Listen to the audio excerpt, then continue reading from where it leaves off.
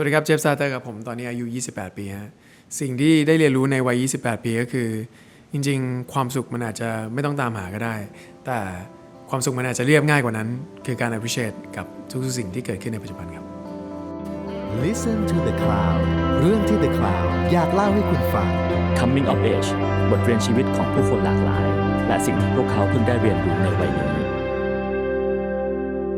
สวัสดีครับนี่คือรายการ Coming of Age กับผมทรงกรดบางยี่ขันครับนี่เป็นพอดแคสต์ของ The Cloud ที่เราจะชวนผู้คนมาพูดคุยกันถึงจุดเปลี่ยนครั้งต่างๆในชีวิตและสิ่งที่เขาได้เรียนรู้ในวัยต่างๆนะครับรับชมรับฟังกันได้นะครับทาง Spotify Apple Podcast แล้วก็ YouTube ครับผมสำหรับแขกรับเชิญของเราในวันนี้นะครับผมเป็นคนที่อยู่ในวงการเพลงมาแล้ว10ปีครับ8ปีแรกเป็นปีที่เขาเรียกว่าไม่ดังก็ได้เนาะแต่ว่าปีนี้เป็นปีทองของเขาเลยฮะทำเพลง Go Inter มากมายมีแฟนคลับอยู่ทั่วโลกนะครับแล้วก็ตอนนี้กลายเป็นพรีเซนเตอร์เยอะมากนะครับตั้งแต่มอเตอร์ไซค์จนถึงสินค้าแฟชั่นนะฮะแล้วก็เพิ่งไปแข่งรายการเรียลลิตี้โชว์ฮะร้องเพลงที่จีนมานะครับCall Me by Fire ซีซั่น3นะฮะแล้วก็ล่าสุดครับกำลังจะมีคอนเสิร์ตเอเชียนทัวร์ของตัวเองนะครับผมซึ่งแขกรับเชิญของเราคนนี้ก็คือคุณเจฟซาเตอร์สวัสดีครับ สวัสดีครับสวัสดีครับสวัสดีครับสวัสดีครับทุกคนเป็นประวัติชีวิตที่เข้มข้นมากนะฮะ10 ปีทำอะไรเยอะมากทำอะไรเยอะมากครับ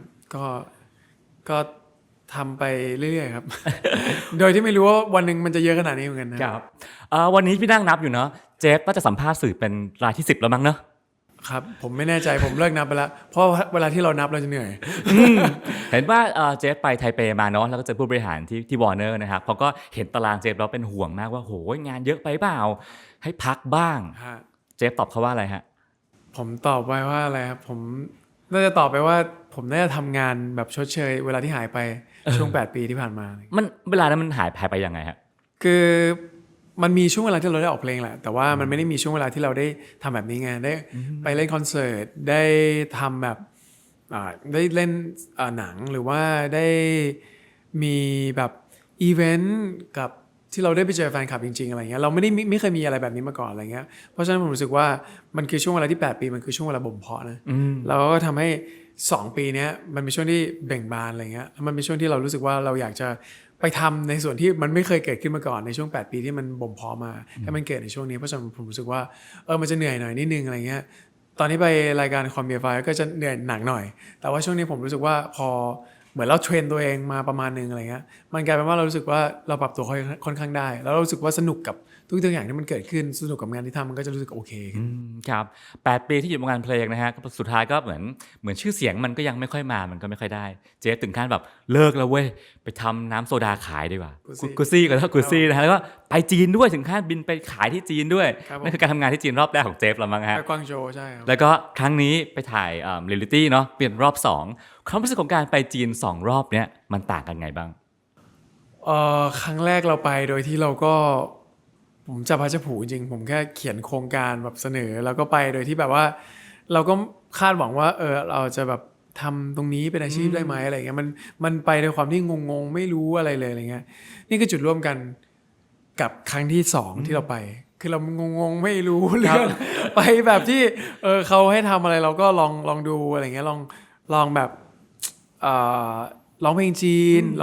ลองทำอะไรหลายๆอย่างที่เราไม่ได้ทำอะไรเงี้ยแต่อีกอย่างนึงที่เราไม่ได้ทำในครั้งที่แล้วที่มาคือเราไม่ได้ร้องเพลง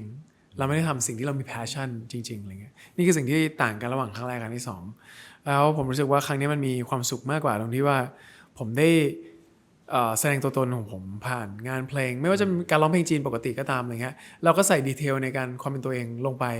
ดีไซน์โชว์ต่างๆอะไรเงี้ยเพราะฉะนั้นผมรู้สึกว่ามันก็เป็นครั้งหนึ่งที่เราได้ทำอะไรที่มี passion เราได้ต่อให้มันจะไม่ใช่ภาษาเราอะไรเงี้ยเราก็ได้ฝึกภาษาใหม่เราได้ฝึกสกิลใหม่อะไรเงี้ยโอ้โหมันคนละเรื่องครั้งแรกที่มาครับแล้วก็งานนี้เห็นว่าทางจีนรีเควสต์มาเชิญนะว่าเชิญเจฟซาเตอร์ไปถ่ายรายการที่จีนเนอะพอเรารู้ว่าเฮ้ยต้องไปแข่งว่ะเตรียมตัวแล้วก็หวังชัยชนะไหมผมไม่ได้จริงๆ1คือผมไม่ได้หวังชัยชนะเลย2คือผมเข้าไปดูรายชื่อคนที่มาแข่งแล้วผมตกใจมากคือแต่ละคนคือเป็นแบบว่าเหมือนตอนที่เด็กๆเราเห็นใครมาเขาจะมาอยู่ที่เนี่ยอย่างลินจี้อิงอย่างเงี้ยหรือว่าดีทีก็คือเป็นแบบเป็นพระเอกที่คุณแม่ชอบอะไรเงี้ยหรือว่าหลายๆคนเลยที่เป็นแบบตำนานของจีนเขาไม่อยู่ในโชว์นี้หมดเลย แล้วผมคิดว่าเฮ้ยเราไปเราจะทำอะไรอะเราทำโชว์กับคนพวกนี้ที่เขาเป็นแบบตำนานอย่างนี้เหรออะไรเงี้ยมันก็เป็นโอกาสที่ดีที่ได้ทำตรงนั้นอะไรเงี้ยส่วนที่เหลือผมไม่ได้เตรียมตัวเลย ผมคือดูโชว์เขาไป2 อันแล้วเราก็ไปเขาเรียกว่าอะไรอะไปตาดับหน้าคือไปก่อนเดี๋ยวจะทำอะไรเดี๋ยวไปรู้เอาข้างหน้าเองแล้วกันอะไรเงี้ยก็กลายเป็นว่าโอ้โหหนักมากทุกครั้งที่ไปหนักทุกครั้งแล้วก็นอนน้อยเหนื่อยแบบลากเลือดทั้ง mental ทั้ง physical คือเหนื่อยทั้งหมดอะไรเงี้ยมันเหนื่อยตรงไหนอะฮะไปแข่งไปถ่ายรายการเหนื่อยตรงไหนคือผมไปอยู่หอด้วยการอยู่ในหอเนี่ยมันไม่ได้พัก mental หนึ่งเพราะไม่ได้อยู่คนเดียวสำหรับผมนะเพราะผมต้องอยู่คนเดียวถึงจะได้การพักจริงๆอะไรเงี้ย2คือเหนื่อยฟิสิกก็คือบางทีผมเต้นอย่างหนักเต้นเสร็จประมาณตี 2อะไรเงี้ยถ่ายรายการมาอีกทีตอน7 โมงอะไรเงี้ยหรือบางทีเราซ้อมเสร็จประมาณตี 4 7 โมงเช้าโชว์อะไรเงี้ยเพราะว่าเราต้องมีการต่อคิวของแต่ละครั้งจะเวียนรอบกันครั้งนี้เราไม่ค่อยเหนื่อยครั้งหน้าเราจะเหนื่อยก็จะมีเวียนรอบกันอะไรเงี้ยเพราะฉะนั้นก็โหมันเหนื่อยมากแล้วก็เหนื่อยในการที่สื่อสารด้วยเพราะเราสื่อสารเขาไม่รู้เรื่องอะไรเงี้ยเราก็ต้องฝึกภาษาเขาอะไรเงี้ยแล้วก็ในการที่จะแบบคุยกับดีเรคเตอร์หรืออะไรเงี้ยมันมีความเหนื่อยตรงนั้นอยู่อะไรเงี้ยแต่พอมันจบรายการมาจริงๆผมรู้สึกว่าผมอัพเวลเหมือนกันนะหมายถึงว่าอัพเลเวลในเชิงรู้บาร์เทอรี่เราอะมันอยู่ตรงไหนอะไรเงี้ยแล้วเราก้าวข้ามมันไปได้ยังไงบ้างอะไรเงี้ยมันได้อะไรเยอะมากซึ่งเจฟคว้ามา2 รางวัลเนาะเป็นรางวัลประเภทกลุ่มกับประเภท Best Performance ไอโชว์อะไรถึงทำให้ได้รางวัลนี้มาเป็นโชว์สุดท้ายของในรายการ Party เลยคือโชว์เพลงนั้นมันชื่อว่าเพลง Animal World ครับมันเป็นเกี่ยวกับเรื่องของสัตว์ที่เปรียบเทียบกับมนุษย์อะไรเงี้ยแล้วเขาโชว์อันเนี้ยมันมีอินสปิเรชันมาจากหนังเรื่อง Get Out มันมีอินสปิเรชันบางอย่างมาจากหนังเรื่อง Get Out อะไรเงี้ยแล้วผมชอบหนังเรื่อง Get Out มากแต่ปัญหาคือผมต้องเล่นอันเนี้ยเป็นเหมือนละครเวทีอะแต่ต้องร้องเป็นภาษาจีนมี inner acting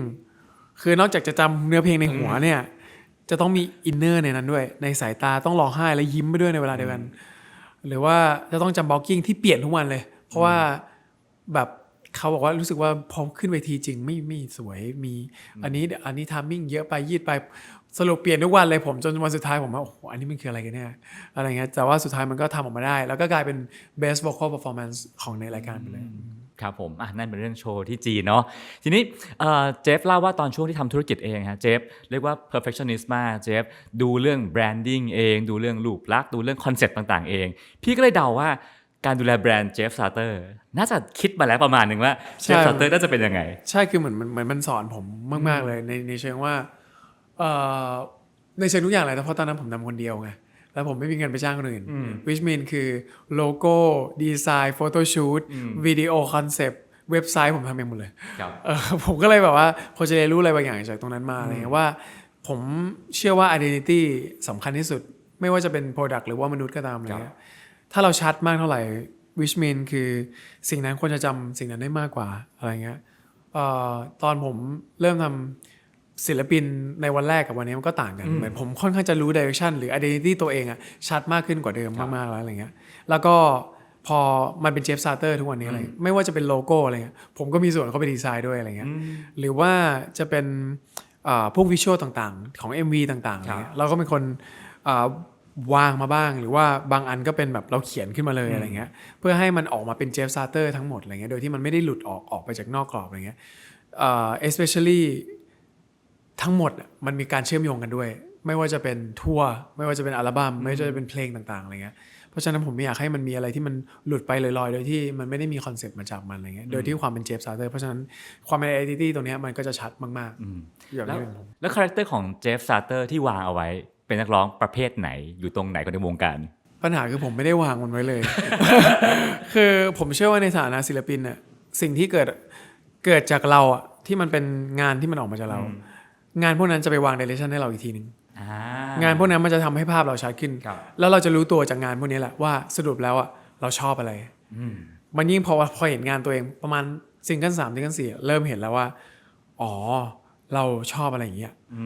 แล้วเราก็จะเห็น direction แล้ว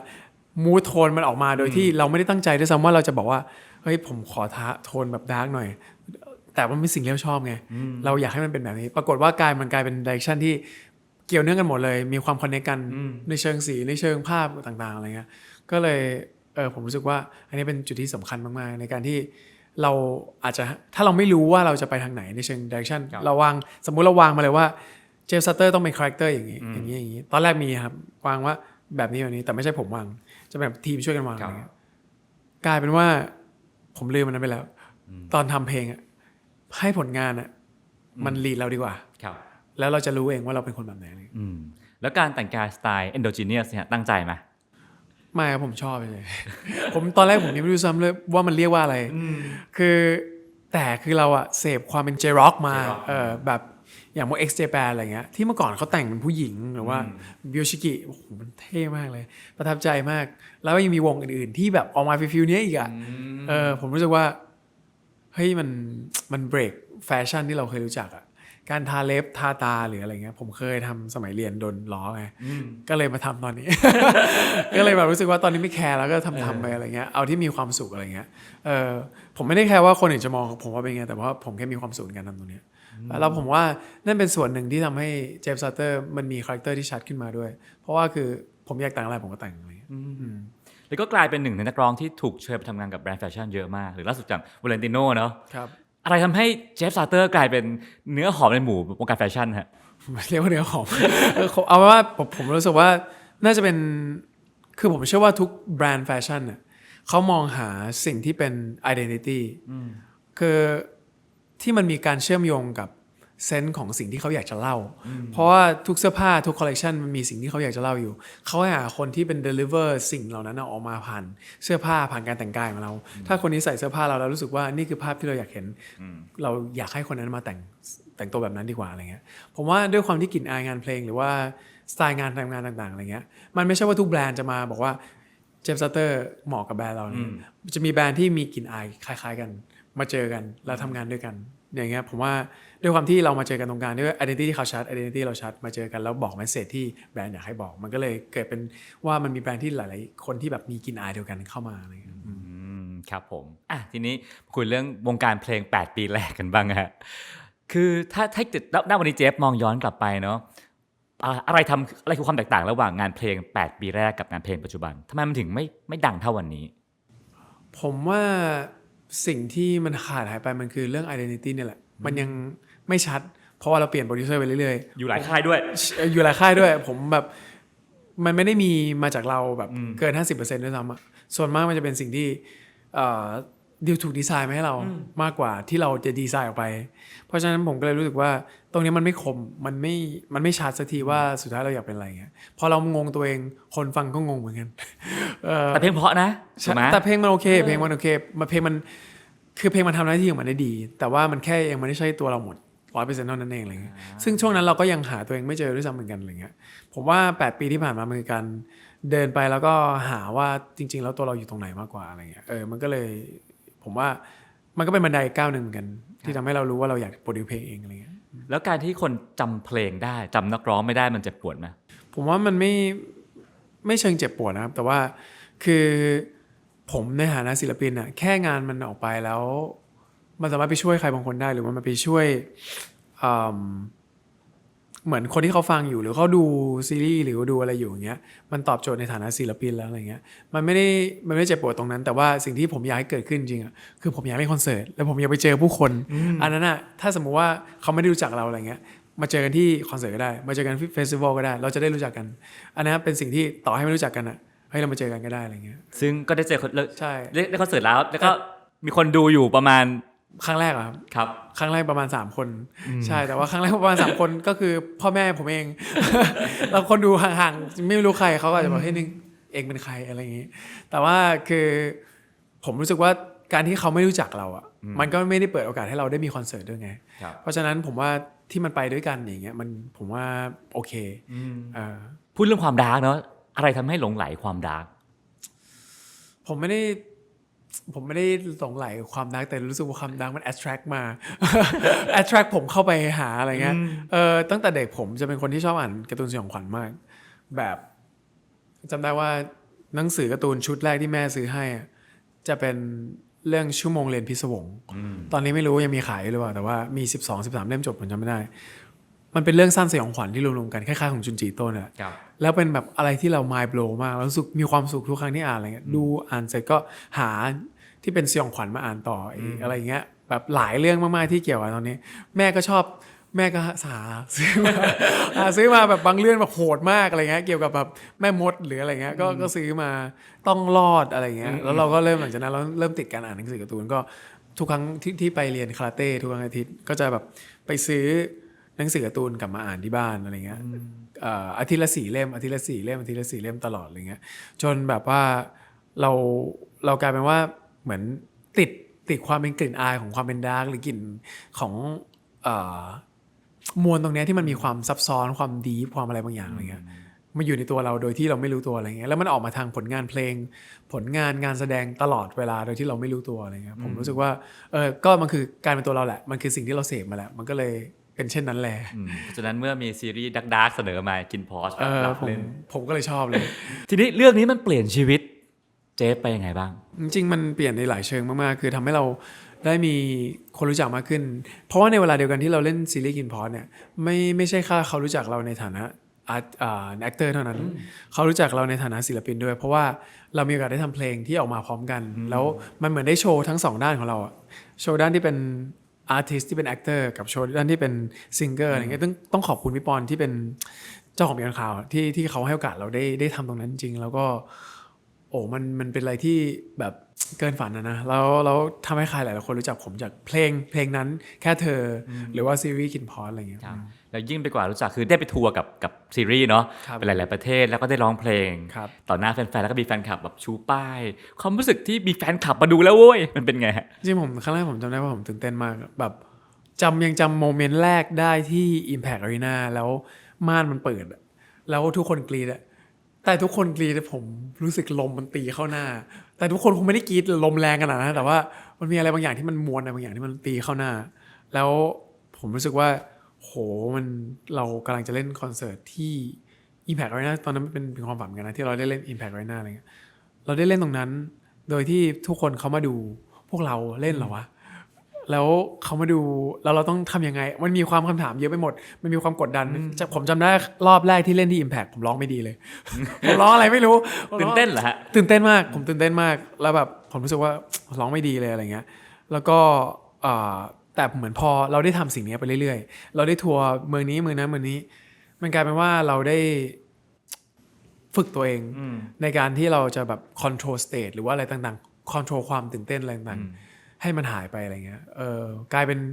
พอโชว์ไปสนุกอะไรเงี้ยไปเรื่อยๆแล้วก็เริ่มพัฒนาการโฮสเตสไว้ได้ไปในเวลาเดียวกัน เหมือนพอโอกาสมันผ่านมาเจฟคว้าไว้ได้เนอะพอขึ้นโชว์ปั๊บทุกคนถูกสะกดอ้าวอันนี้นอกจากหล่อแล้วร้องเพลงเพราะนี่หว่า ครับผม แล้วก็ไปตามหาเพลงเก่าๆฟังมากมาย ก็ถูกเรียกว่าถูกจดจำเป็นฐานของนักร้องด้วย ครับผม แล้วก็พอทีนี้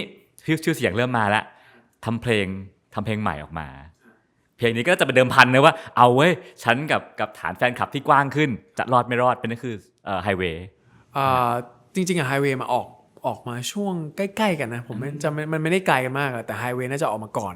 สักพักเลยอะ ครับ แล้วผมว่าจำได้ว่าช่วงเวลาเดียวอะที่ออกเพลงแค่เธอ เพลงต่อไปคือเพลงแค่เงา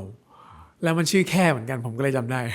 แค่เธอแค่เงาคนก็งงสับสนกันอยู่แต่ว่าก็เป็นผลงานครั้งแรกที่เหมือนแบบว่าออกหลังจากแค่เธออะไรเงี้ยก็เป็นการแบบเฮ้ยมันจะเป็นยังไงบ้างในเวที่เราแบบอันนี้คือพาร์ทศิลปินเดี่ยวจริง ๆ เลย กับพาร์ทที่เป็นเพลงประกอบซีรีส์อะไรเงี้ย ครับ ก็เราก็ดูแล้วเราก็รู้มันก็ค่อนข้างดีนะที่แล้วก็มีโอกาสให้เราได้ไปเล่นที่นู่นที่นี่ด้วยอะไรเงี้ยช่วงนั้นก็สนุกมากทัวร์หลายที่มากๆเหมือนกัน แล้วก็ดังเลยถูกไหม ครับผมก็ไม่แน่ใจเหมือนกัน ผมก็จริงๆ ครั้งแรกที่ไปเล่นน่ะผมจำได้เป็นศูนย์การค้าหนึ่งแล้วก็ออกมาปุ๊บผมอะไม่ได้คิดอะไรเลยผมรู้สึกว่าเฮ้ยจะมีคนมาดูเราหรือเปล่าเพราะว่ามันมี trauma อะไรบางอย่างที่เคยเกิดขึ้นว่าแบบมันไม่มีใครมาดูเลย จากคนดู3 คน ใช่แล้วครั้งเนี้ยพอออกมาปุ๊บทุกคนแบบเยอะมากผมจำได้ว่าเยอะมากชั้น2ก็คือมีคนเต็มเลยอะไรเงี้ยแล้วก็โอ้โหเราได้เล่นคอนเสิร์ตแบบที่เราอยากเล่นแล้วอะอะไรจริงๆตอนนั้นที่แบบพูดกับตัวเองอะไรเงี้ยก็ไม่รู้ว่าเราจะทำตรงนี้ได้นานแค่ไหนแต่ว่าโมเมนต์นี้มันคือ achievement หนึ่งเลยในชีวิต ก็ถือว่าตอนที่ทัวร์กับ กับซีรีส์ก็เป็นนักแสดงไปร้องเพลงเนาะ ครับ อันนี้คือเป็นนักร้องเต็มตัว ครับผม แล้วก็แบบโอ้สักเซสมากแล้วก็พี่ว่ามาตอกย้ำกับตอนที่ทำเพลงลืมไปแล้วว่าลืมยังไง ครับ โอ้นี่แมสสุดๆทั้งบ้านทั้งเมือง ครับ ตอนแต่งตั้งใจให้แมสไหม ไม่ครับ คือผมว่าหนึ่งเขาเรียกอะไรนะหนึ่งปัจจัยที่ทำให้เพลงนี้มันหลายๆคนรู้สึกคอนเนคกับมันนะเพราะว่าผมแต่งจำได้ว่าผมกลับมาจากงานศพเพื่อน แล้วเพื่อนเป็นเพื่อนที่แบบเฮ้ยสนิทกันในตอนมัธยมอะไรเงี้ยเราก็ยังเจอกันผมยังเจอเขาอยู่เลยแบบไม่นานมาเนี้ยอะไรเงี้ยแล้วเขาเสียชีวิตเราก็แบบเราก็ช็อกแล้วเราก็เฮ้ยมันมีความรู้สึกหนึ่งเกิดขึ้นมาอะไรเงี้ยความรู้สึกเสียใจความรู้สึกเฮ้ยมันยังไงว่าการลืมมันคือยังไงวะอะไรการลืมคนคนหนึ่งมันคือยังไงวะอะไรเงี้ยกลับมาถึงบ้านเสร็จปุ๊บหยิบกีตาร์เราก็เริ่มมี voice memo ที่ผมอัดไว้มันจะมีหลายๆอันแล้วอยู่ดีๆมันก็เป็นวันนี้เนี่ยขึ้นมา แล้วก็อยู่ดีๆคำพวกนั้นก็ร้อยเรียงมาโดยที่ผมก็แบบร้องไปรอบเดียวอะคำที่ผมร้องตรงนั้นอะในเดโมแรกที่ตรงนั้นอะในคอมอะ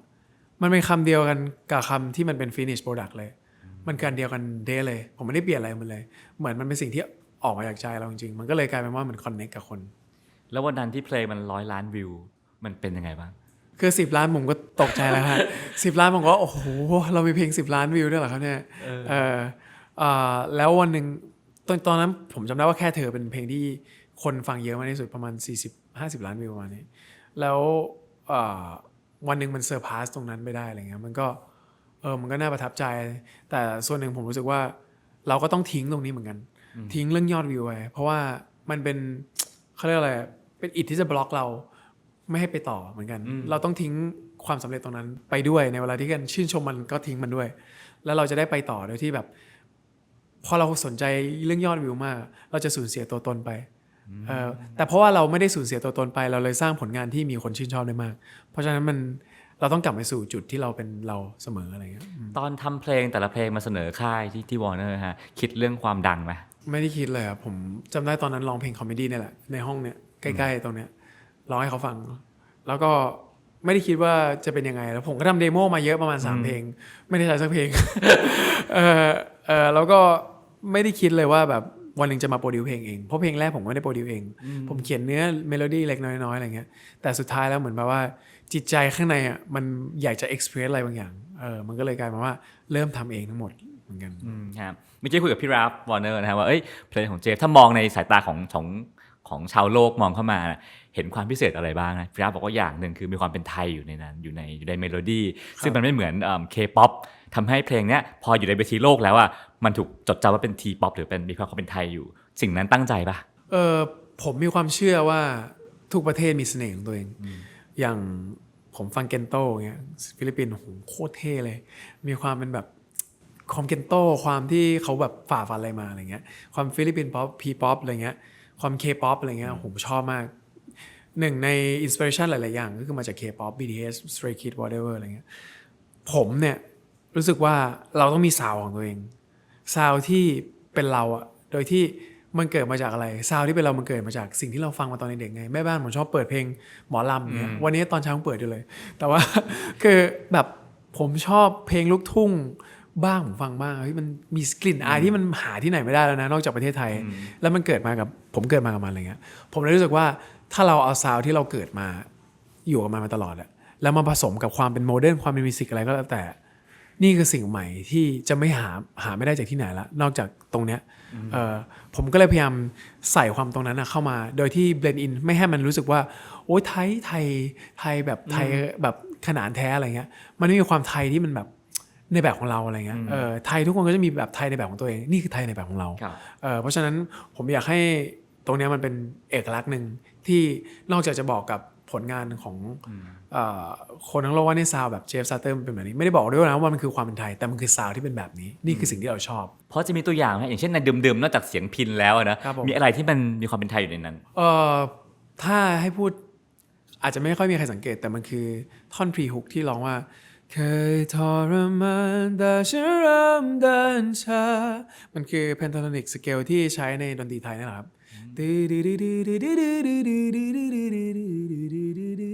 มันคือเมโลดี้ความเป็นไทยนั่นแหละที่เราใส่ไปโดยที่ผมก็รู้สึกว่า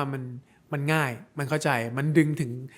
รากของวิญญาณของเวลาที่เราฟังเพลงไทยอ่ะเวลาที่เราฟังเสียงพิณแล้วรู้สึกว่าโหมันเล้าใจจังเลยอะไรเงี้ยมันคือเพราะมันคือรากของเรา ผมก็เลยอยากใส่ความเป็นรากของเราเพราะว่าเพลงนั้นมันพูดถึงสัญชาตญาณที่มันดิบมากๆมันก็เลยเกิดเป็นพิณเกิดเป็นเมโลดี้เหล่านี้ขึ้น นี่อย่างท่อนฮุกของ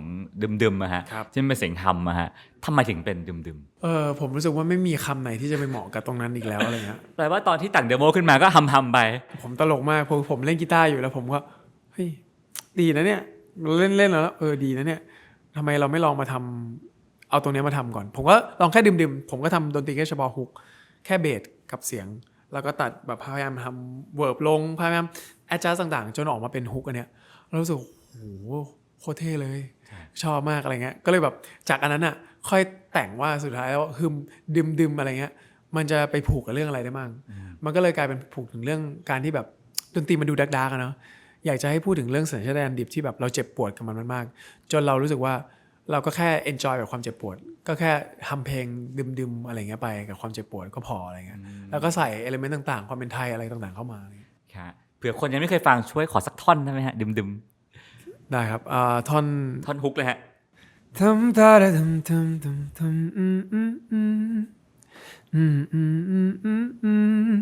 าด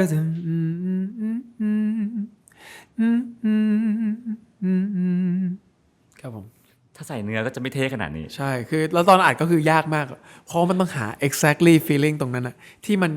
รู้สึกว่ามีความขี้เกียจอะไรบางอย่าง มีความขี้เกียจร้องอะมันมีความแบบชิลมันมีความแบบเซ็กซี่มันมีความแบบ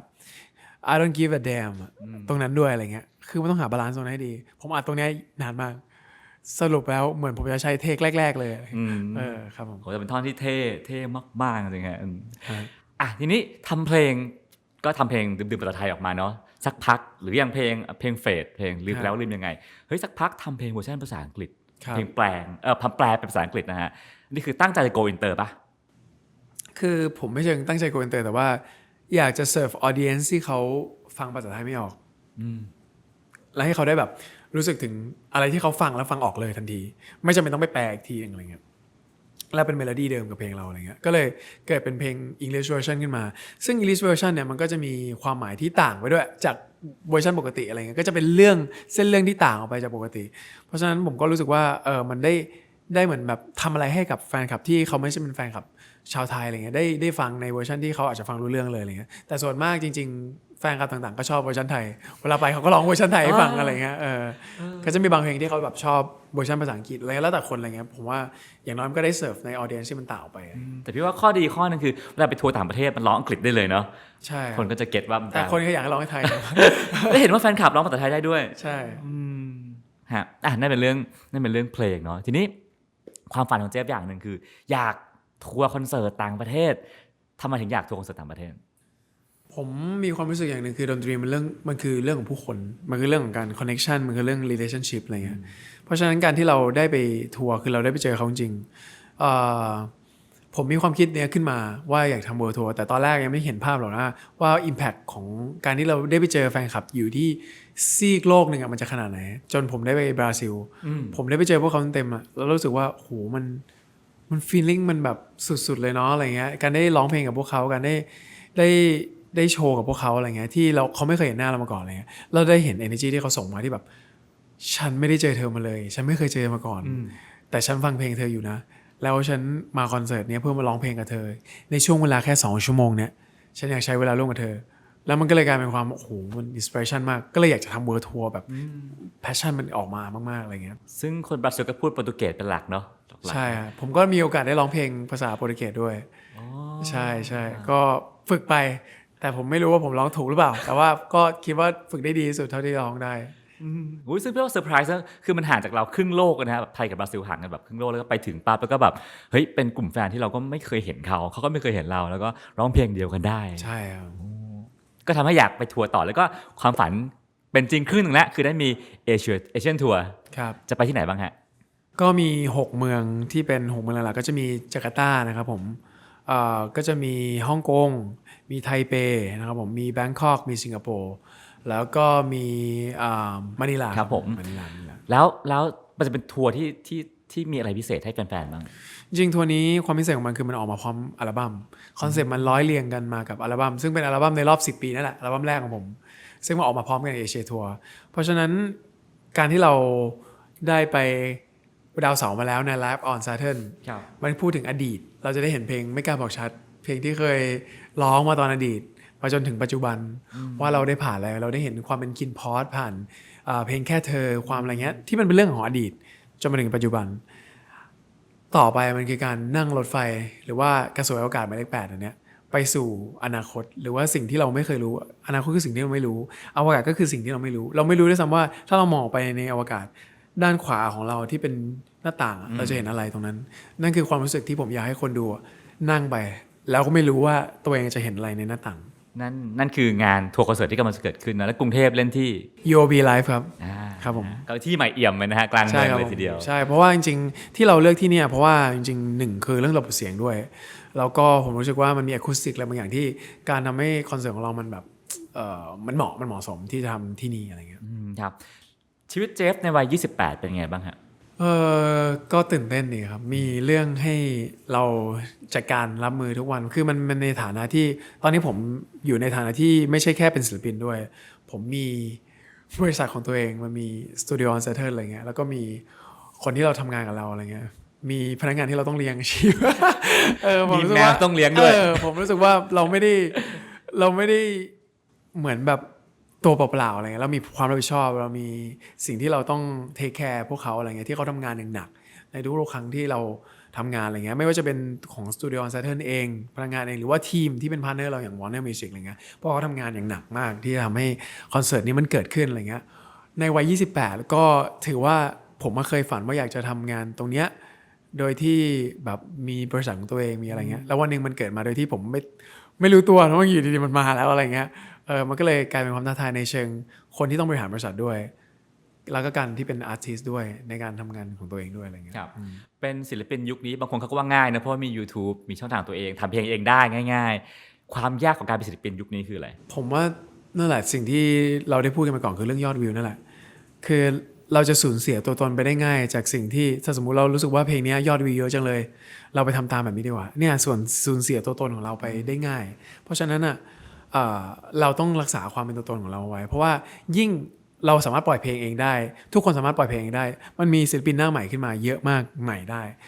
ทีนี้เราจะรู้สึกว่าเราต้องแข่งขันกันเยอะแล้วเราต้องมองว่าเฮ้ยคนนี้เขาเกิดใหม่เขาทำเพลงแล้วเราไปทำแบบเขาดีกว่าอะไรเงี้ยซึ่งตรงนี้เป็นอันตรายมากสำหรับศิลปินเพราะว่าเราเป็นเราเนี่ยแหละเขาถึงชอบเพลงเราเพราะฉะนั้นการที่เราจะเมนเทนความเป็นตัวเราโดยที่achieve ความสำเร็จรู้สึกว่า100 ล้านวิวมีความสุขมากแล้วก็ต้องทิ้งไปแล้วก็ทำผลงานใหม่โดยที่บางทีเราต้องเสียแบบเขาเลยอย่าเสียตัวตนไปใน creating process นั่นเองยังนับว่าตัวเองเป็นนักแสดงอยู่ไหมผมว่าผมมองตัวเองเป็นศิลปินในเชิงว่าศิลปินมันครอบคลุมทุกอย่างนะเรื่องไม่ว่าจะเป็นงานแสดงงานซีรีส์งานwhatever งานเขียนก็ตามอะไรเงี้ยผมรู้สึกว่าผม describe ตัวเองในด้านนั้นมากกว่าอะไรเงี้ยงานแสดงจะไม่ใช่ผมเป็นคนแสดงจะเป็นตัวละครตัวนั้นแสดงงานศิลปินคือผมทำเองเพราะฉะนั้นก่อนจะเข้าเซตในเรื่องงานแสดงผมจะทิ้งตัวเองไว้ข้างนอกแล้วให้เขาเข้าไปแสดงแต่ทุกครั้งมีความสุขทุกครั้งที่เราได้ลองไปเป็นคนอื่นมันเหมือนมันเชื่อมโยงกันหมดเราได้ไปเป็นคนอื่นที่ไม่ใช่เราได้ experience อะไรที่เราไม่วันสมมุติว่าผมฆ่าคนในซีรีส์อย่างเงี้ยชีวิตจริงผมไม่ฆ่าใครชีวิตเราก็เป็นคนน่ารักคนหนึ่งอะไรเงี้ยเพราะฉะนั้นไอ้ feeling ตรงนั้นอ่ะมันสามารถเอามาเขียนเพลงได้ความดาร์กตรงนั้นความอะไรตรงนั้นอะไรเงี้ยมันเอามาเขียนเพลงได้ตลอดอะไรเงี้ยเพราะฉะนั้นผมรู้สึกว่าเราคือศิลปินคนหนึ่งที่ใช้ทุกงานของเราเพื่อสร้างสรรค์ผลงานเสมอในชิ้นต่อไปอะไรเงี้ยตอนนี้ก็มาเรียกว่าชีวิตsuccess ในการทำเพลงพอสมควรแล้วมองว่าอยากไปให้ถึงจุดไหนฮะอย่างที่บอกคือนี่คือเป็นก้าวที่2คือเอเชียทัวร์ใช่ไหมฮะมันก็จะมี World Tour ที่คัมมิ่งอัพอันนี้คือจุดที่ผมอยากจะไปให้ถึงจุดนั้นจริงอะไรเงี้ยแล้วก็จุดที่มันหลัง World Tour ทุกคนจะถามว่าหลัง World Tour ทำอะไรเงี้ยถ้าสมมติมันสำเร็จขึ้นได้จริงอะไรเงี้ยผมจริงอยากทำเพลงอาจจะทำไปควบคู่กันได้เพลงที่มัน global จริงๆที่แบบที่เป็น global อ่ะที่คนสามารถเข้าใจแมสใช่ที่มันแบบคนสามารถจับต้องมันได้แล้วมันก็บอกทำให้เราได้เหมือน stand อยู่บน world stage ได้มันแข็งแรงขึ้นอะไรเงี้ยผมอยากจะมีตรงนั้นแล้วก็ ไม่ใช่แค่ในเรื่องผลงานของเพลงเท่านั้นอะไรเงี้ยมีผลงานหนังที่ผมโอเคอยากจะลองไปเล่นแบบใน global stage มากขึ้นอะไรเงี้ยเพราะว่ามันเป็นความฝันเหมือนกันตั้งแต่เด็กที่แบบเราดู Marvel เราดู เราดูหนังแบบเราดู Hannibal เราดู Silence of the Lambs เราดูหนังที่มันแบบเยอะมากที่มันมาจากฮอลลีวูดหรือว่าจากทุกที่อะไรเงี้ยเราอยากเห็นตัวเองอยู่บนนั้นเหมือนกันเราอยากทำอะไรแบบนั้นเหมือนกันเลยครับ ทำเพลงใช้เวลาประมาณ8 ปีนะกว่าจะ ครับผม กว่าจะไปนที่รู้จักได้ฮะแล้วการ go inter ที่แบบ success ระดับ inter วางแผนไว้ให้ตัวเองกี่ปี ผมว่าสิ่งหนึ่งที่สำคัญเลยคือ อย่าวางแผน plan no plan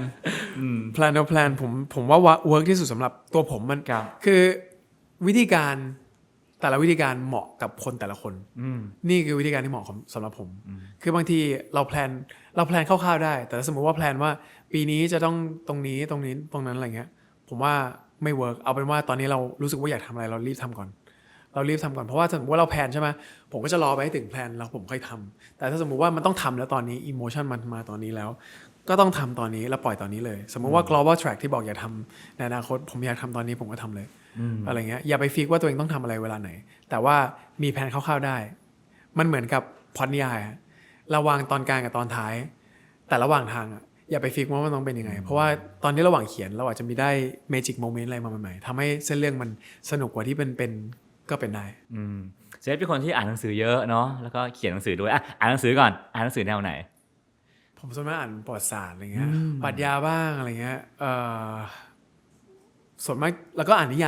ายจะเป็นวรรณกรรมเยาวชนบ้างอ่าน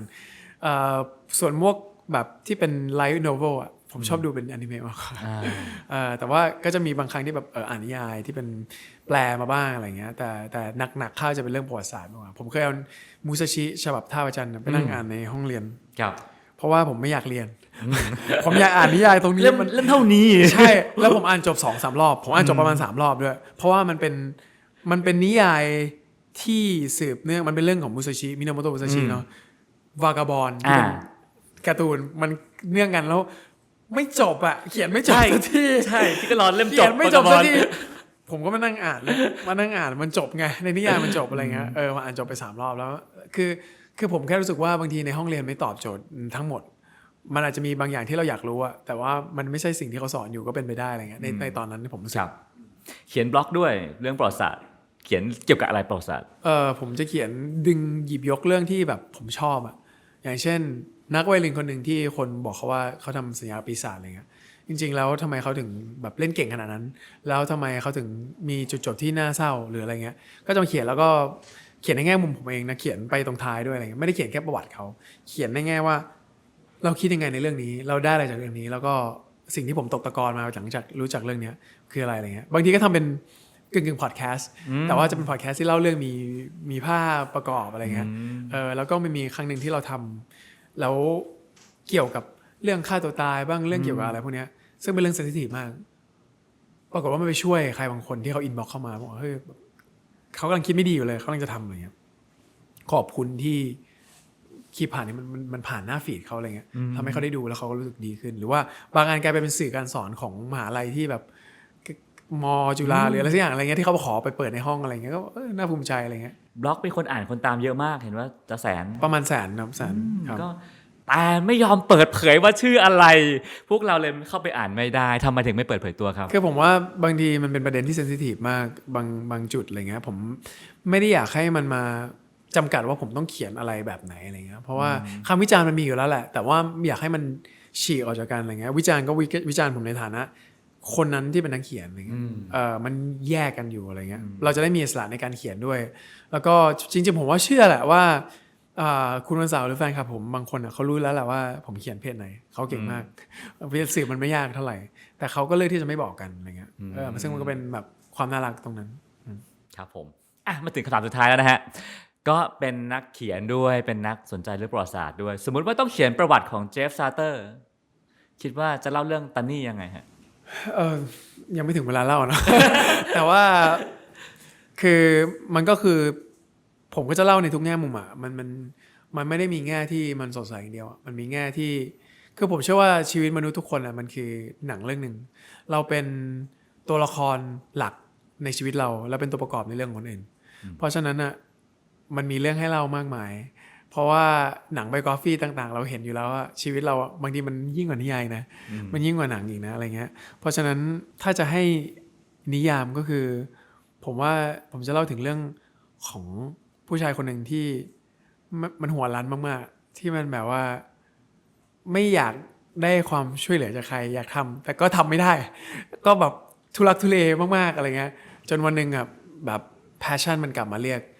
ตัวคนนั้นให้กลับไปทำในสิ่งที่ตัวเองฝันมาตลอดว่าอยากทำแล้วก็ได้อาชีพอะไรบางอย่างในชีวิตแล้วก็ได้มีเป้าหมายในชีวิตจากงานที่เขาทำมากกว่าสิ่งที่เขาอยากจะมากกว่าเขาตั้งเป้าหมายให้ตัวเองแต่ผลงานตั้งเป้าหมายให้เขามากกว่าซึ่งฉากพีคของเรื่องน่าจะเป็นฉากไหนอาจจะไม่เกิดกันได้นะพี่ครับผมก็ต้องรอชมต่อไปนะฮะทั้งหมดนั่นก็คือชีวิตของเจฟซาเตอร์ในวัย28ที่เข้มข้นสุดๆนะฮะผ่านจากจุดที่พยายามในการทำเพลงมาจนถึงท่านจะเลิกทำเพลงแล้วฮะไปขายโซดาแล้วนะฮะท้ายก็โชคชะตาพาเขากลับมาสู่วงการเพลงเป็นบุญของพวกเราเนาะที่ได้ฟังเพลงดีจากเขานะฮะแล้วก็ทุกวันนี้โกอินเตอร์แล้วก็มีงานดีๆอีกมากมายแล้วก็โปรเจกต์ในอนาคตอีกเยอะมากนะฮะซึ่งผมว่านี่จะทำให้พวกเรารู้จักกับเจฟซาเตอร์มากขึ้นนะครับครับผมตอนนี้ก็เวลาของเราก็หมดลงแล้วนะครับต้องขอบคุณเจฟมากๆนะครับผมขอบคุณครับติดตามเรื่องราวดีๆและรายการอื่นๆจาก The Cloud ได้ที่ readthecloud.co หรือแอปพลิเคชันสำหรับฟังพอดแคสต์ต่างๆ